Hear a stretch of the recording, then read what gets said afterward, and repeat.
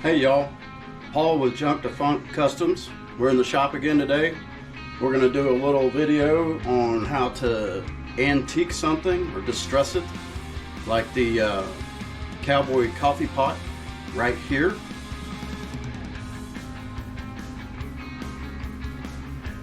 Not real hard. That one was stainless steel. This one that we're going to do today is aluminum. One of the things you got to do is scuff it up and use a self-etching primer. This is Rust-Oleum. I'm not pimping the brand. PPG probably makes a pretty good one too. I don't know. Just what I had on the shelf, and I've used it before. And some 220 sandpaper. I'm going to take this thing apart, scuff it up, then prime it. And then we'll go over the process of putting several different colors on, at least two, because you're going to want to wet sand down through those colors to get that distressed look. So this coffee pot used to be, it's actually an old percolator, and it had its own power source, well, plug-in. See if you can see that. So yeah, it's got the prongs for the cord, and there's the percolator goes inside, but it's got a really cool shape to it. So I'm going to try and get this thing taken apart, and then we'll go over a little bit more. Now there is a hole in the bottom I'm going to show you, and I've got to plug it, and I just have a piece of aluminum. This used to be a straight edge, and I'll go over that. It's going to get pop riveted into the bottom because the heating element, this piece, is coming out, or actually already took it out, but we'll show it to you. Hold on just a second. A few moments later. Okay, so I'll show you the coffee pot.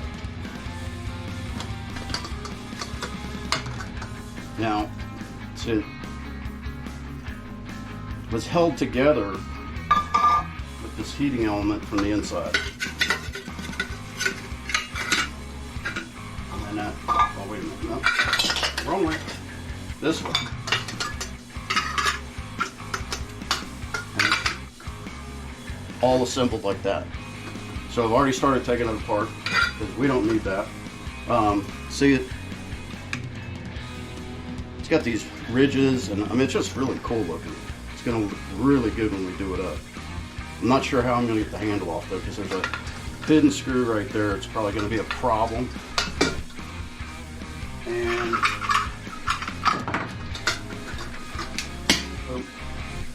also going to get rid of the internals here, and this is what's going to get covered up with that.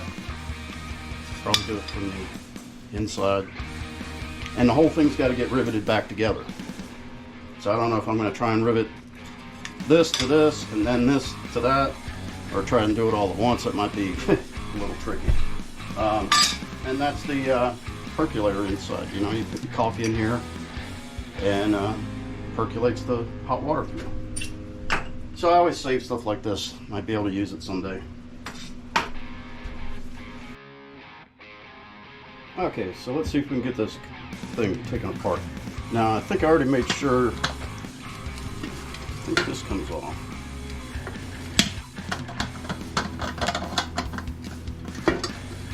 Well, gotta do it just right. There it goes. There's just two little points in there, and you have to get it lined up. So that's out. We'll leave that out, clean it up. It'll go back in after we're done. Now the handle. I know I can get this screw out. I'm pretty sure. Nope. Too big. Nope. Okay, that's not going to be a problem. But this other one.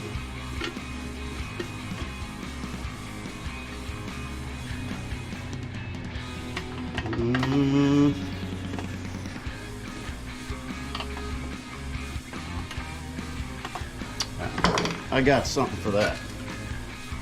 Timeout. So I had to go over to the other shop. This is a 1/4 inch drive. bit holder, but it's also a ratchet. So I'm thinking, I don't know if we need the big one or not. Try it. You put a flat tip bit in that bad little boy. Put it on loosen, and do we have room?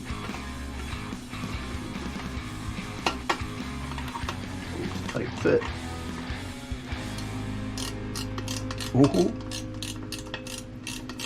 Right tool for the job. I have amassed quite a collection of tools over the last, oh God, 40 years. 61 3/4. Yeah, about right. There we go. Getting there, fell off. All right. And the thing's built like a tank. I mean, look at this thing. Seriously. I don't know if what I can do with this handle. Don't want to lose the. Oh, check that out. It's got little spacers, little wood dowels. So this is wood. Wonder if we sanded it down, what it would look like. So now I could literally just lay that on a belt sander and that'd take care of the sides and most of this. Let's see what kind of wood it is. Back in a second.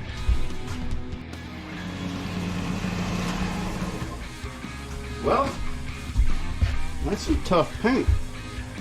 I'm thinking that's lacquer.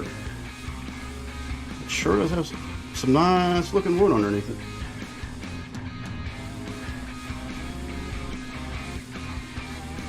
Maybe just distress it like that. Yeah, we'll play with it. Anyway, all right. Let's do this. Let's keep from losing all the bits and pieces. Go in there, back in there. Okay, so before we start sanding, move that out of the way. We got to figure out how we're going to make this work. So I think our length is probably good. Just think we got to get rid of those points. Maybe sand it a little bit. I don't know. Don't need that. So, don't need that. Let's try bopping them off on the shear. Okay, this is the same shear we used on the spoons to take the heads off. Behead the spoons. Throatless shear. So this is aluminum. It ought to go pretty easy. And all I want to do is just pop that corner off. Ooh, like butter.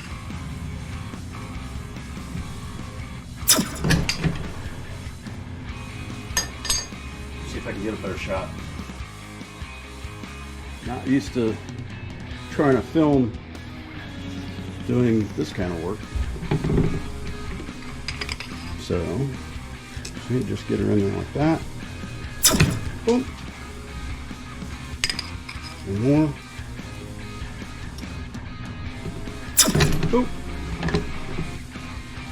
And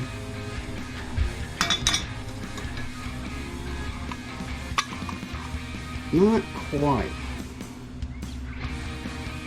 Alright, let's just do, I think we just need to take more of that off, which I could probably do on the grinder, but let's get it close. Then we'll grind it. Sand it, I should say.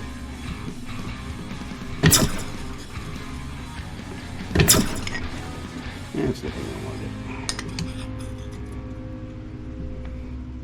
it. Finally got a break in the weather. Cooled off quite a bit.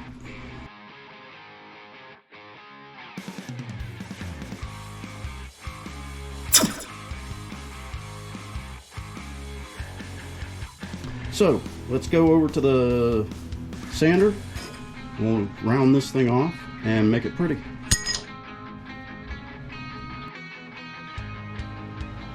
All right, now we're over at the 12-inch sander, and make sure you're using your PPE.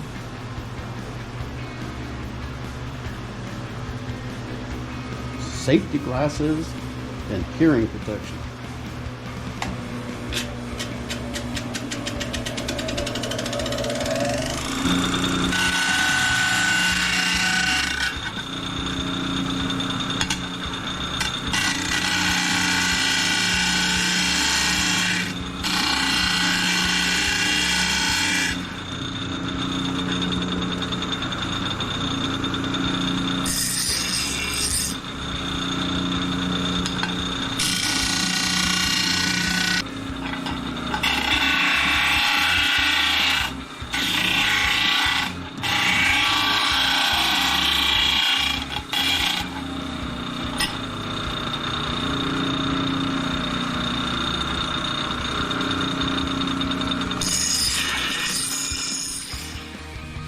Okay, so that's looking pretty good.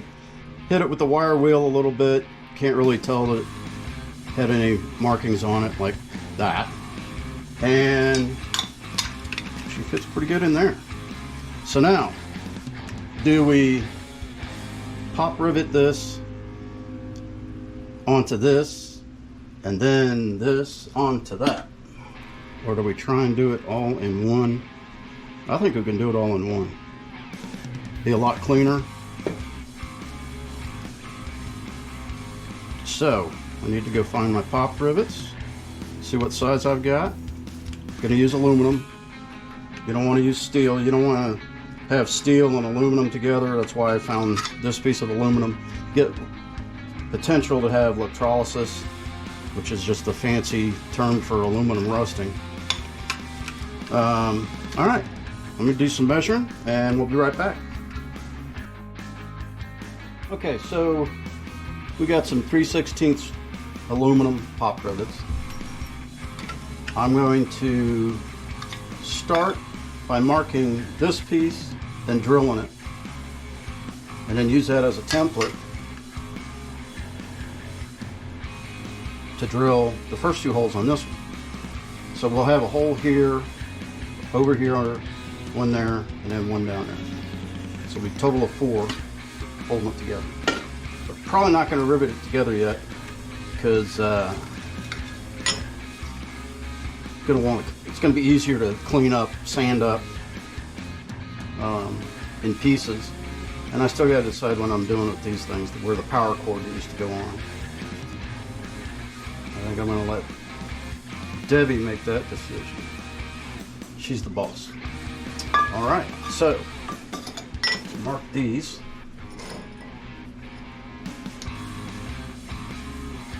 I want to make sure I'm in far enough. Yeah, oh, 3/8 of an inch. Let's see. Don't have to measure anything. I mean, it's not that big a deal. Eyeball it. I eyeball everything. That's why everything's crooked. Yeah, see, that's crooked. All right, so let's go. That is way off. Hold on.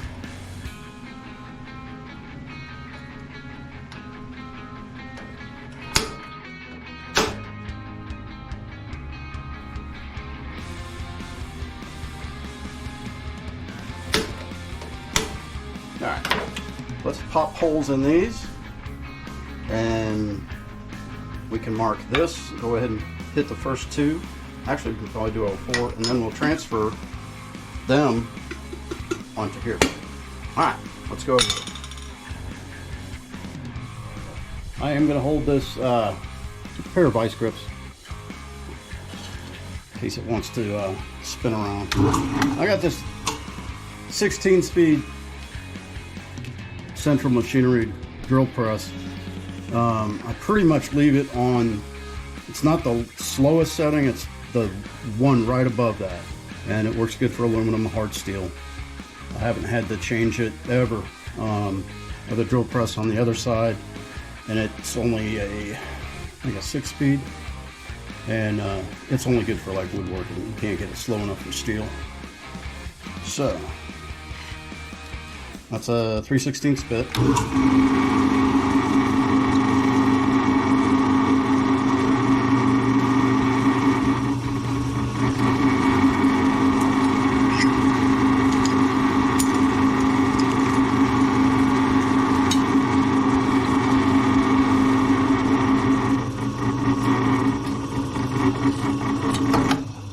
Okay. Nice and soft, just like butter. And we'll take this thing that way.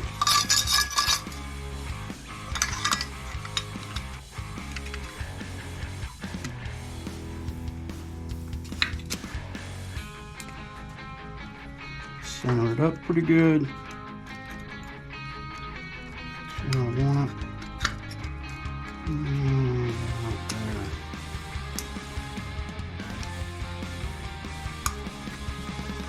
And just to be able to remember which one goes where, I'm going to put a little mark over here. Boop.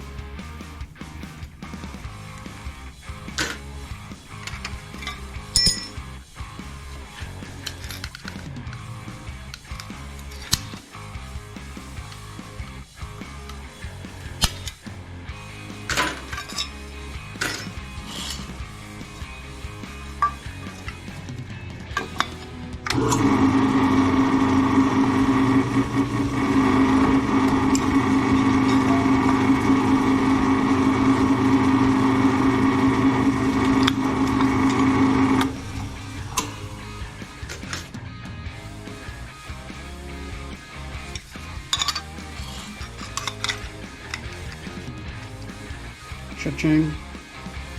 Now, we need 2 more holes in this. So I got those lined up, and it's gonna be hard to populate that thing with these in the way. Let's go and put it down here somewhat.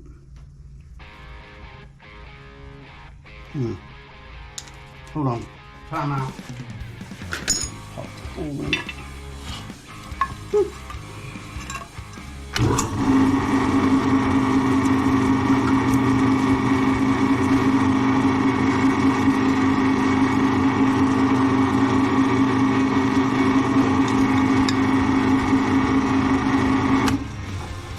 Okay. So now we should be able to mark the pot. We're gonna clock this thing just like that and mark it. Ooh, and that one's right on the edge. That's gonna be fun. Alright. I don't really need to center punch these. It's so thin. You'd probably screw it up.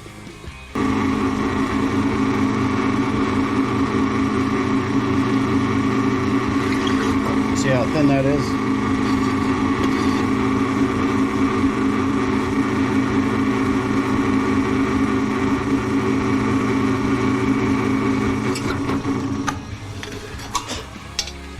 So we'll take this guy.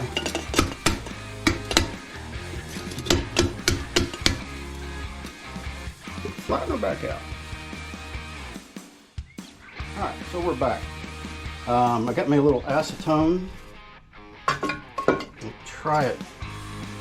This I don't really care, but you're not going to see, but along the edge there you will. So I don't even know what that is. Stained coffee, I guess. See what acetone does.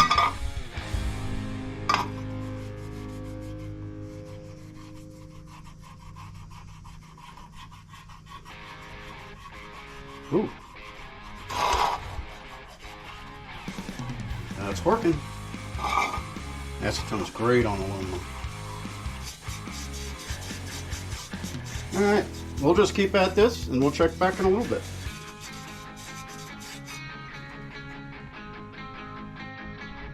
Okay, so I think we got it. I did end up taking the electric connection off, electrical connection, whatever. I think it's going to go back on though, because it's kind of like the integrity of the pot.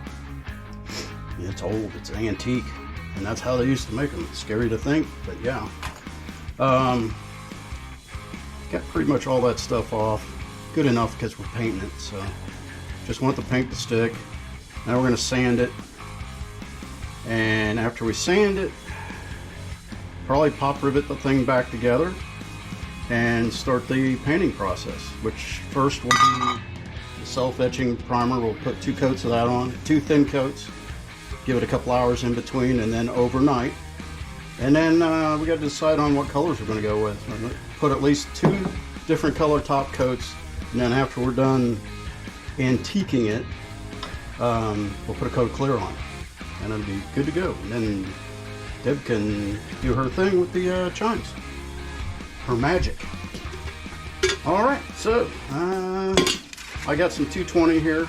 I'm actually gonna cut it in half. Sometimes when you have it doubled up or tripled up, that's good for doing flat stuff, but when you're trying to do edges and stuff, it's hard to, you know, like get a roll in it. See that curve right there, you're gonna wanna get in it like that, or even like this, and go around. So we'll start on that. I don't want to, you know, do too much because I don't want to lose any of the detail. That's why I think this pot's so cool. These edges, I mean, it's just stamped aluminum, but I mean, it's very cool. And this is, the spout is welded on, and then it's, and they really cleaned it up. I mean, it's good quality stuff. I'm gonna find some screws to go in these holes so they don't fill with paint, and we'll go from there. I'm gonna get it to the point where we can rivet it back together, do some sanding on it. Like I said, doesn't take much.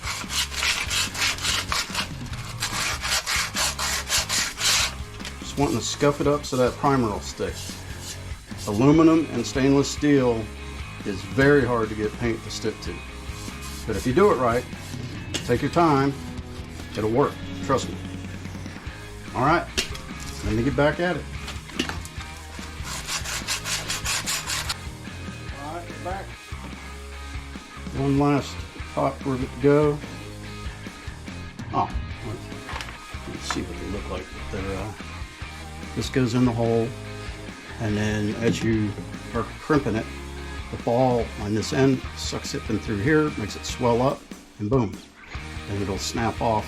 Usually at the base where it should, but they don't always. Sometimes you have to cut them, and sometimes they can just be a little bit of a pain.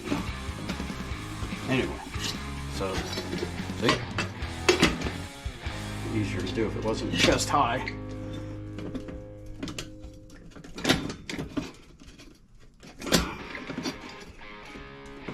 It's easier to do if you don't have arthritis.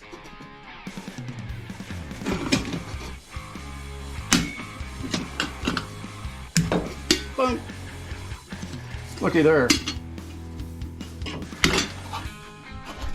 Look, we built a coffee pot. Teapot, coffee pot, whatever it is. So, oh, and I also popped the 1/8 inch hole in the center for the center chime. So, I'll wipe this thing down with acetone again. These look pretty cool. I love this shape. And I'll get a coat of primer on it. I haven't decided how I'm going to hang this thing